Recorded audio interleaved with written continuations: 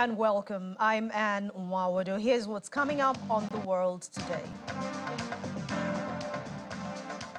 Indians outraged about a video making the rounds showing two women being paraded naked by a mob in Manipur. One person killed, 48 more injured following a gas explosion in Johannesburg, South Africa.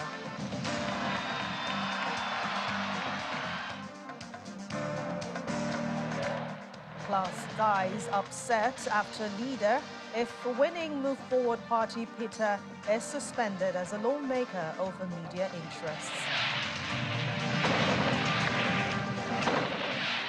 Once again, welcome. We begin with the Indian state of Manipur, where outrage has broken out over a video that has gone viral. It shows two women being paraded naked by a mob in a northeastern state. The two women, who are cookies, were assaulted by men of the Métis group. The video showed the women being dragged and groped by a mob of men who then pushed them into a field. Police say they have opened a case of gang rape and arrested a man, and that other suspects will be arrested also. Earlier today, Parliament session in Delhi was disrupted as lawmakers demanded a debate on that issue. Deadly violence has plunged the state, usually an Indian state bordering Myanmar, into turmoil for more than 2 months. In the meantime, the Indian Prime Minister Narendra Modi says that video of the women had shamed India and that no one guilty will be spared. Speaking to reporters, he said in his words, "I assure the nation the law will take its course with all its might. What happened with the daughters of Manipur can never be forgiven." Also reacting to India's Chief Justice by Chandrachud, who says the Supreme Court was deeply disturbed about that video. He told the government to inform the court about the steps being taken against the accused. The assault of the women reportedly happened on May the 4th, but it made national headlines today after the video started going viral on social media. The federal government had asked all social media companies to delete the video from their platforms. And staying in India, 10 people have been killed and hundreds more feared trapped in the state of Maharashtra, where the landslide hits a remote mountain village. Rescue workers were battling bad weather and difficult terrain as they rushed to rescue the 100 people still feared trapped under the debris. As of mid-afternoon today, 10 bodies had been recovered and more than 80 people had been rescued. The landslide in the middle of the night in the remote mountain hamlets in the western east state of Maharashtra, about 60 kilometers from Mumbai, officials said it was estimated that at least 225 people lived in the hamlets, which is the state's Deputy Chief Minister Virendra Fadnavis also told the State Assembly. For the India Meteorological Department, it says the flash floods, landslides and accidents caused by heavy rain have killed more than 100 people in India since the onset of the monsoon season on June the 1st, mostly in the north, which has seen 41% more rain than normal. From India, we turn our attention to New Zealand now, which is mourning the death of two people shot hours before the city of Auckland opened the FIFA Women's World Cup. Police say 6 people, including police officers, were killed and were injured in that incident, and the gunman is dead. The shooter, a 24-year-old Matutangi Matua Reid, tore through a construction site with a pump-action shotgun, plunging the busy center of New Zealand's largest city into lockdown. The man was known to police and had a history of family violence and mental health issues. He'd been subject to a home detention order, but had an exemption to work at the site. He did not have a license to own a firearm. Prime Minister Chris Hipkins said the shooting appeared to be the action of an individual believed by police to be a man employed at the construction site where the shooting occurred. This morning at 7:23 a.m, a witness called police to report a man with a gun shooting in central Auckland at a building on Lower Queen Street. At 7:34 a.m, police arrived on the scene and the Armed Defenders Squad arrived there 4 minutes later. It's with deep sorrow that I can confirm that 2 people have been killed. At this stage, I'm aware that 6 others have been injured, including police. They've been taken to Auckland Hospital. Police have also confirmed that the shooter is also dead.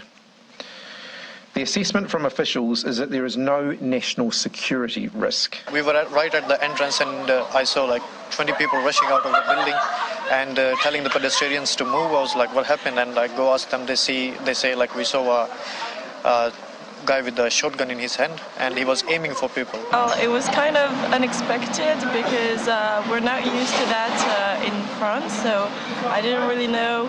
At first I didn't believe it, but yeah, at first I was kind of worried, but when I saw how the police was everywhere, it was very reassuring.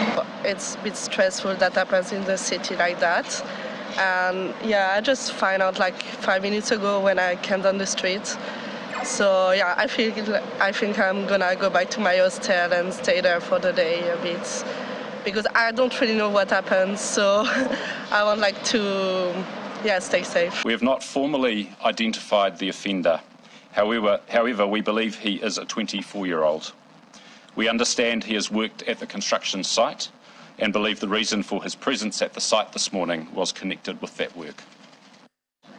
We believe that the weapon is a shotgun, so not a prohibited weapon. However, the individual does not have a firearms licence, so clearly he should not have possessed it. We're satisfied there's no ongoing risk to the public and no reason why the tournament should not proceed. The matches are safe to attend.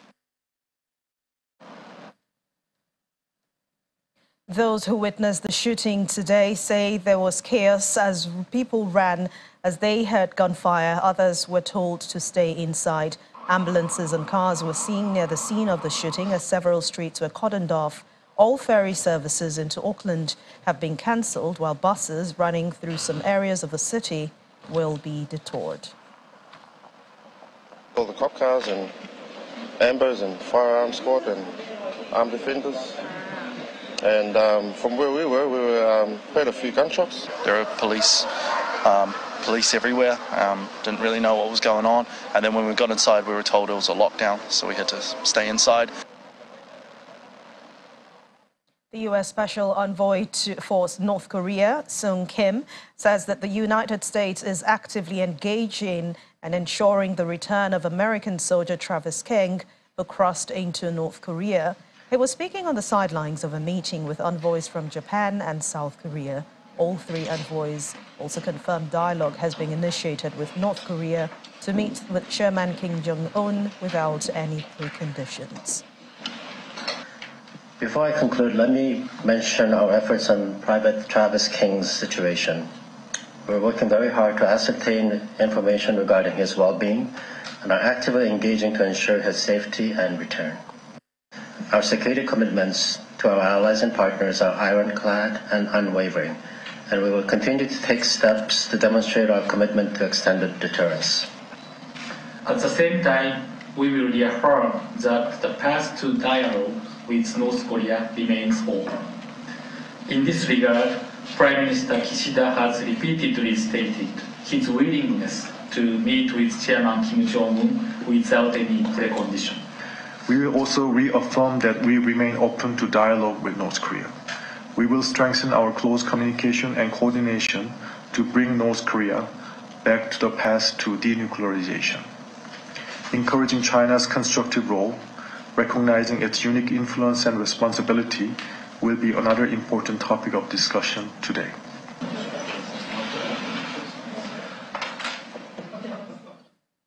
According to the White House, the Biden administration is still gathering all of the facts regarding soldier Travis King, who made an unauthorized crossing from inter-Korean border into North Korea. North Korea state media had made no mention of the incident. The North Korean mission in the United Nations in New York has not responded to requests for comments on this issue. The crossing is coming at a time of renewed tension on the Korean peninsula, with the arrival of a U.S. nuclear ballistic missile submarine and the test launch early on Wednesday of 2 ballistic missiles into the sea by North Korea. As you know, yesterday the Department of Defense notified the next of kin, and so, as you mentioned, identified the individual as U.S. Army Private Travis King. The White House, Department of Defense, the State Department, and the UN are all continuing to work together on this matter to ascertain the information, the questions that you just asked me about his well-being and the whereabouts of Private King. We are still gathering all the facts. It is still very early on. I believe the Secretary himself of the Department of Defense said yesterday it might take us a little bit of time to ascertain all of that information. But again, we're gathering all the facts. But I want to be very clear that the administration has and will continue to actively work to ensure his safety and the return of Private King to us and to his family, obviously. So that includes what we're doing is outreach to the administration of Sweden and also South Korea as well on this matter. The Department of Defense, as I mentioned yesterday, has been engaged and having communications with its counterparts, the KPA, on the well-being of Private King. Again, we're working to ascertain all the facts, all the information that we can, and as soon as we have more to share, we certainly will. But our primary goal is to make sure that we ascertain his well-being, get a sense of how he's doing, but also clearly we are committed to bringing him home. Now let's look at the demilitarized zone separating the two Koreas. Both sides are still technically at war. The zone was established after the 1950-53 Korean War, when China and North Korea battled UN forces led by the United States, which ended with an armistice, not a treaty. The 250-kilometer-long DMZ is highly fortified with razor wire and minefields on either side of a 4-kilometer wide buffer. It is 60 kilometers from Seoul and 210 kilometers from the North Korean capital, Pyongyang. Inside the DMZ is a joint security area at the so-called peace village of Panmunjom, where the armistice will be halted the Korean War was signed in 1953.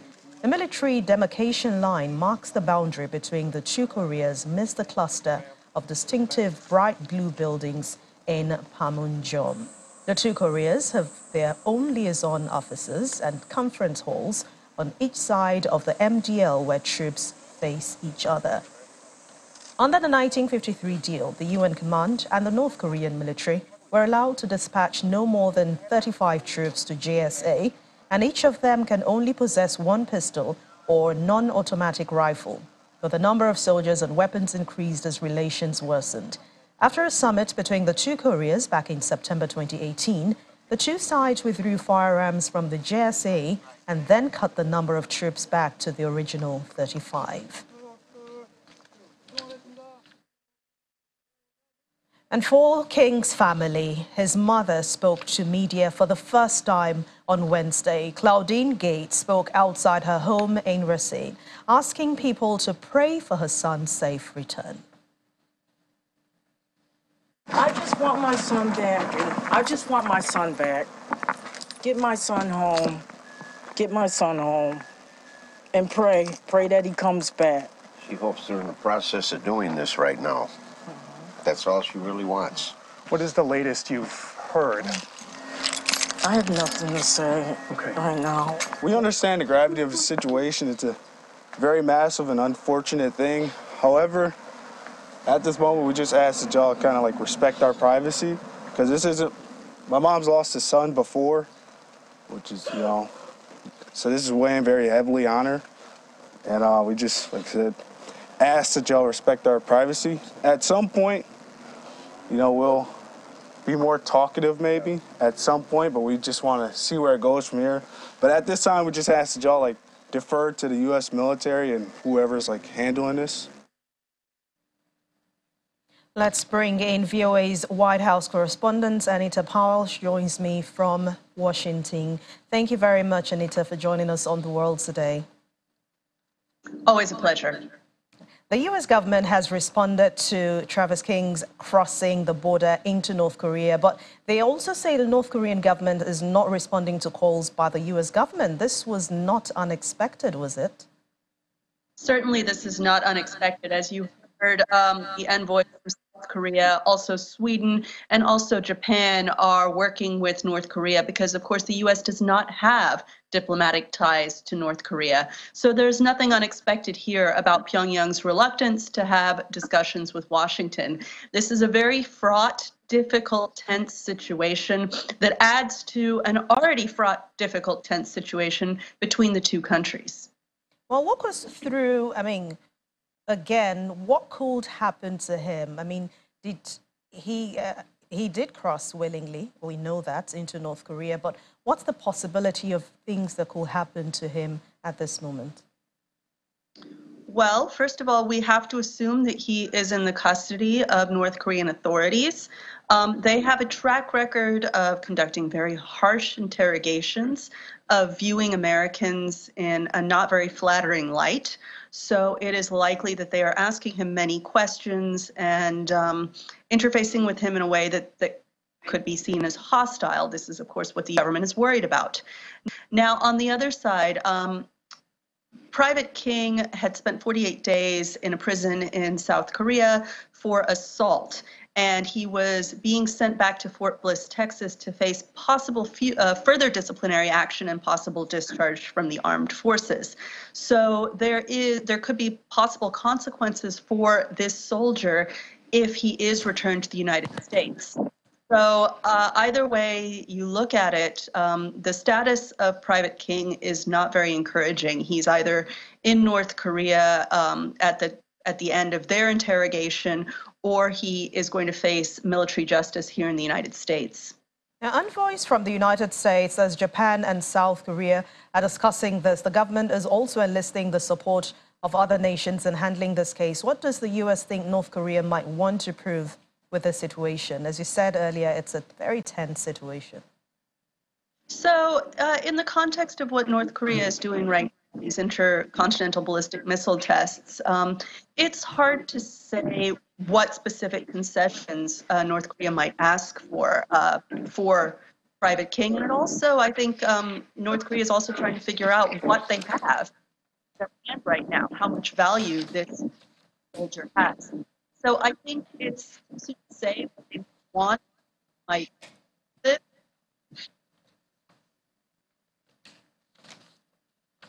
So it's too soon to tell.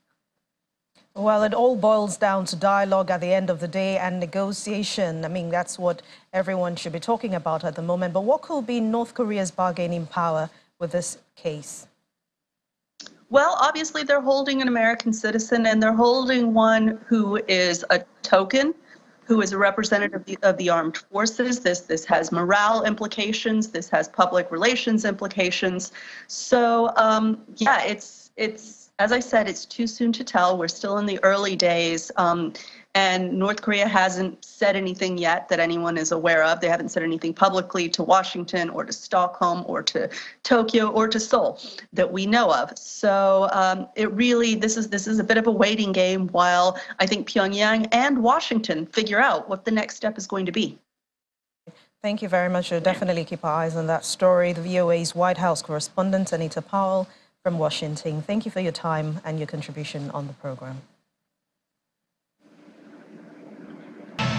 Welcome back. Let's begin again in South Africa, where one person has been killed and 48 others injured in an explosion which took place in the center of the city in Johannesburg. The premier of Gauteng province, Panyaza Lesufi, which includes Johannesburg, said 12 casualties remain in hospital. The blast overturned cars and minibus taxis. Video footage shows a stretch of the road was split wide open from that incident. A South Africa bureau chief, Betty Debia, reports. On a regular day, Bree Street has got to be one of the busiest and most rowdy in Johannesburg's central business district. And this incident was said to have happened during rush hour. As at Thursday morning, the number of injured has been revised to 48, with one person confirmed dead. Amidst lots and lots of speculations as to what happened, we're yet to get the final official statement of what indeed happens. But the pictures that we bring to you here, what you can see here, tells a very worrying story of what may have happened and what may still happen. So, Social media is awash with the sights and sounds of the timelines of this incident. We spoke to some eyewitnesses. Apparently around 10 minutes to 6, I was in the shop and I heard this loud noise. The noise was unbearable that I could not imagine what was happening. The whole building was shaky. Things in the shop were like just moving. Then I quickly sent everybody outside. Then walked myself to the scene. At the scene, the ground was still like moving. It was an experience I have never seen. I just heard the sound, people were screaming. So I thought also this building was about to collapse. So I just managed to take my bag and run. And the problem, other people were coming out of the building. So it was a confusion of people. Residents evacuated the night before have come the morning after trying to get behind police cordon tapes to go into their homes and secure their things and also get about their day. We arrived this morning, obviously all the businesses are down and our day-to-day life obviously is going to affect as well. It's a sad day for Johannesburg and the people who are staying around in Johannesburg, it's really bad.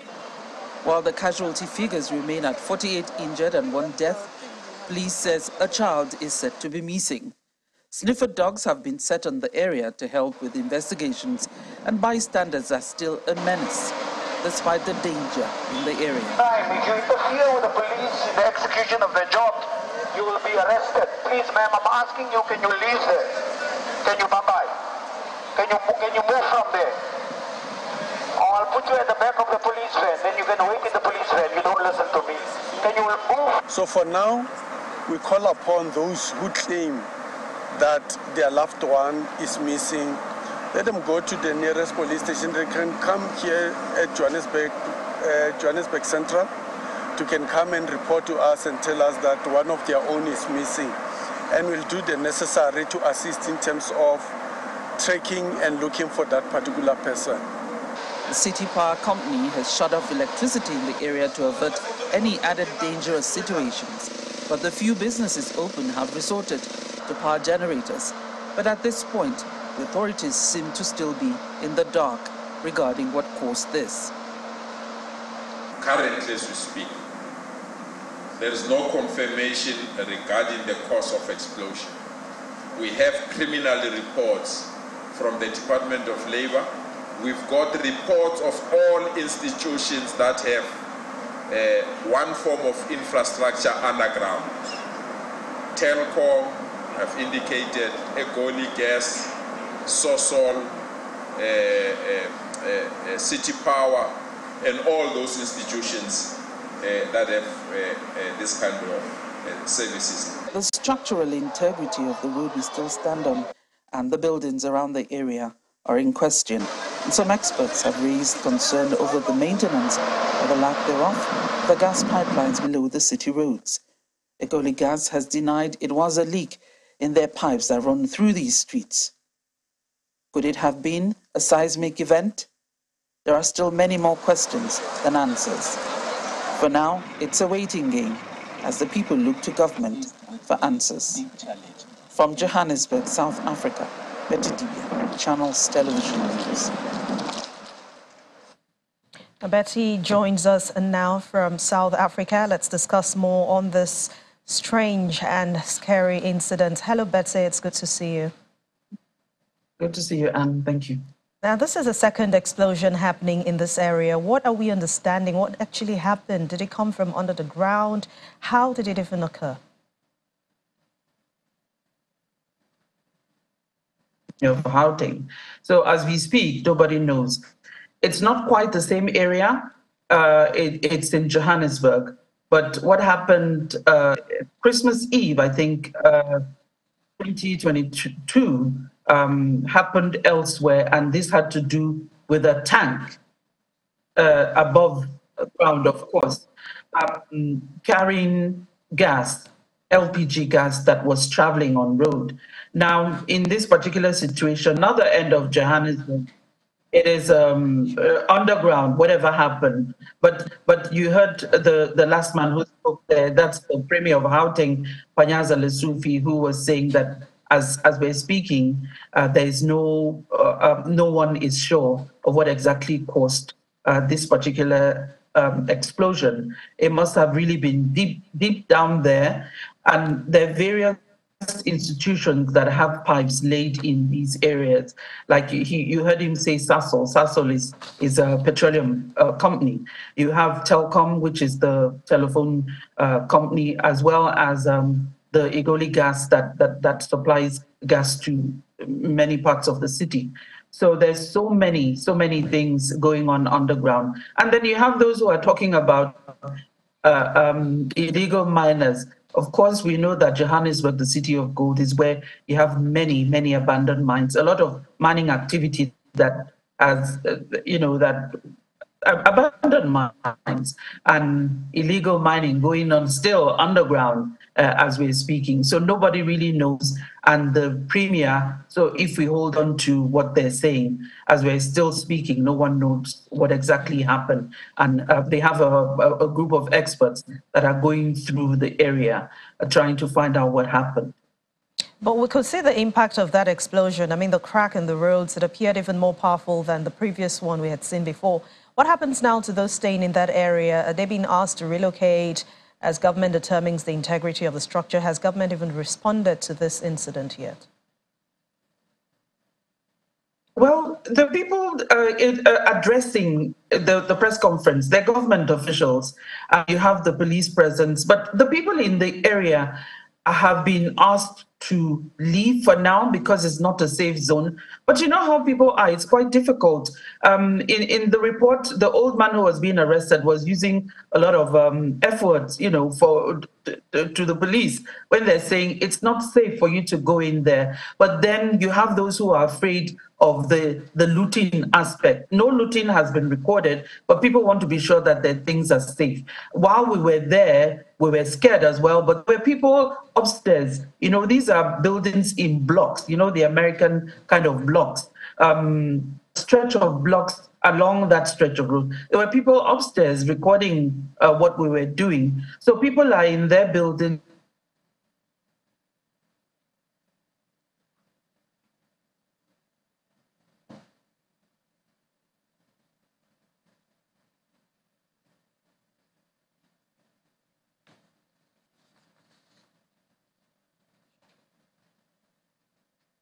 All right, Betty, thank you very much. Betty, our correspondent from Johannesburg, South Africa. We'll get back to you if we can before the end of the show. Now to Kenyan politics. President William Ruto has praised the police for ensuring peace during recent months of protest by the opposition.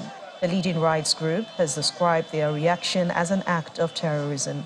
The Kenya Human Rights Commission, which is an NGO, said that there was a troubling pattern to show that the police action and use of lethal force were premeditated. But Mr. Ruto characterized the response as the police protecting people and property. Earlier today, leading Kenyan newspapers called on the president and the opposition leader, William Ruto, to consider if they want any more blood on their individual hands. In a joint editorial today, the Standard, Daily Nation, The Star and People Daily said that Kenya stands on the precipice. The editorial also said that unless reasons prevail, then they could be all very well tumbled down into a dark and dangerous abyss from which it could be almost impossible to extricate themselves.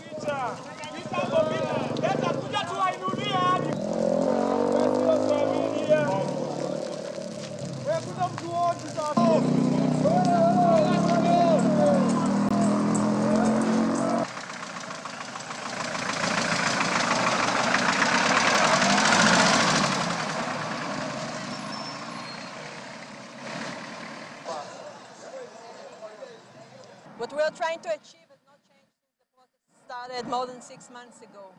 We need to make sure that Israel remains a liberal... Let's turn our attention to Israel politics now, where hundreds of Israelis opposed to the government's judicial overhaul plans on trekking under the scorching summer sun and the main highway to Jerusalem in hope of drumming up support ahead of the reform vote next week.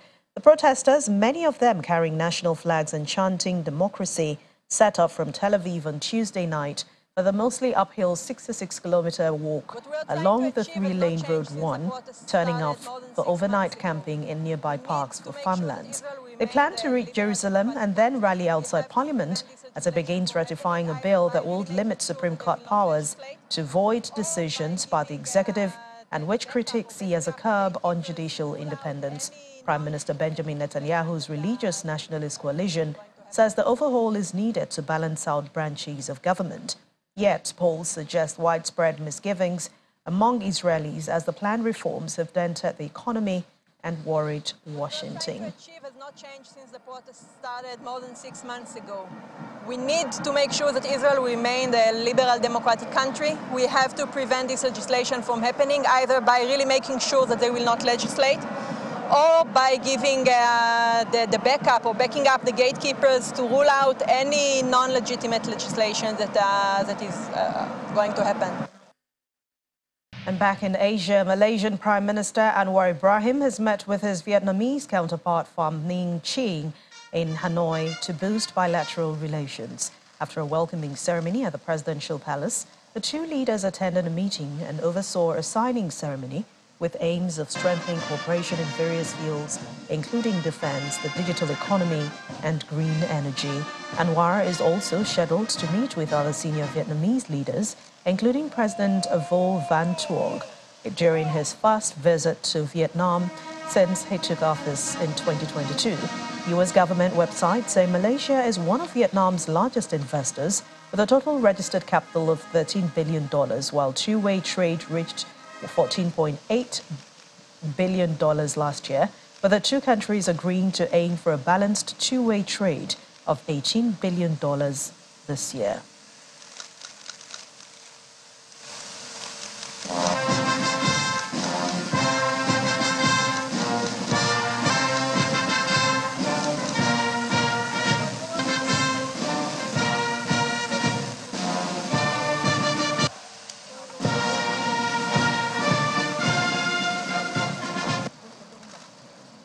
Chinese President Xi Jinping told veteran U.S. diplomat Henry Kissinger in Beijing that China never forgets its old friends. He was widely respected in China and had paid regular visits since leaving office. As is grateful, Beijing had arranged the meeting in the building where he had met with Chinese leaders during his first visit. Well, he also met with China's top diplomat Wang Yi and his defense minister Li Shangfu on his trip, which Washington said was a private visit. Tensions between the two world's two largest economies have heightened over a range of issues, including the war in Ukraine, Taiwan, and, of course, other trade curbs. Checking in on the weather now, severe flooding has swept across northwest and eastern China following heavy rainfall. Torrential rain and hail began in Hunting in Huining County of northwest Gansu province on Wednesday. State broadcaster CCTV carried footage of water gushing over streets, and emergency workers escorting residents away from the floodwater. Rainstorms also occurred in eastern China, including the city of Wuxi in Jiangsu province, which received over 100 millimeters of rainfall on Thursday, causing flooding in sections of that city. Heavy rain is expected to continue affecting multiple regions of China in the coming days, with the Ministry of Water Resources warning that the rainfall could increase the risks of flooding and landslides.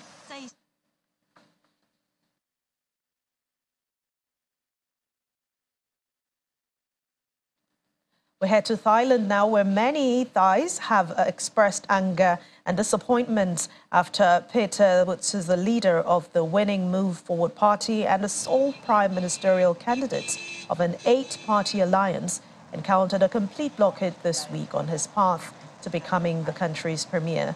Next week, it is widely expected the real estate tycoon and political newcomer Srettha Thavisin from the runner-up Pheu Thai Party, part of Peter's alliance, will be nominated for premier.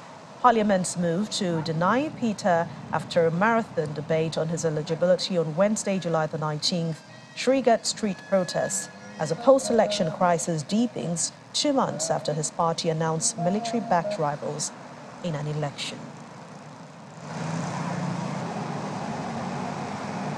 it's likely that Setha, a corporate real estate tycoon, nominated as the prime minister candidate from Pheu Thai parties, will be submitted as the prime minister position. However, as long as the move forward is in a coalition with the Pheu Thai, they may not receive the necessary 376 votes. If this scenario plays out, it implies that the Senate not only rejects Pitha, but the move forward's right to join the government is also denied. Fans from around the world gathered around the statue of martial arts legend Bruce Lee in Hong Kong today to mark the 50th anniversary of the Kung Fu star's death. Well, passionate fans could be seen practicing Lee's signature nunchucks and Jeet's Kone Do moves in the front of that statue, which hits on Hong Kong's Avenue of Stars, with the iconic Victoria Harbour skyline just behind it. Some fans, such as South Korean national Bruce Shin, travelled thousands of miles to attend that event, in which attendees bowed and offered flowers before the statue. Bruce Lee, who was born in America but raised in Hong Kong, passed away at the age of 32 due to brain swelling just days before the release of his famous film Enter the Dragon in 1973.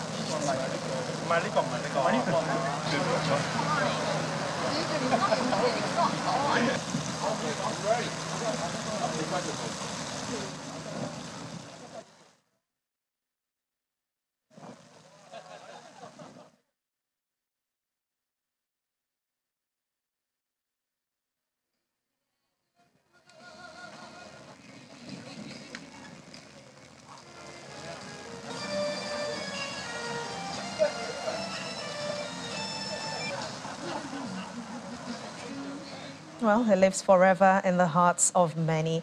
And on that note, we draw the curtains on the world today. Thank you so much for watching. I'm Anne Mwawadu. Enjoy the rest.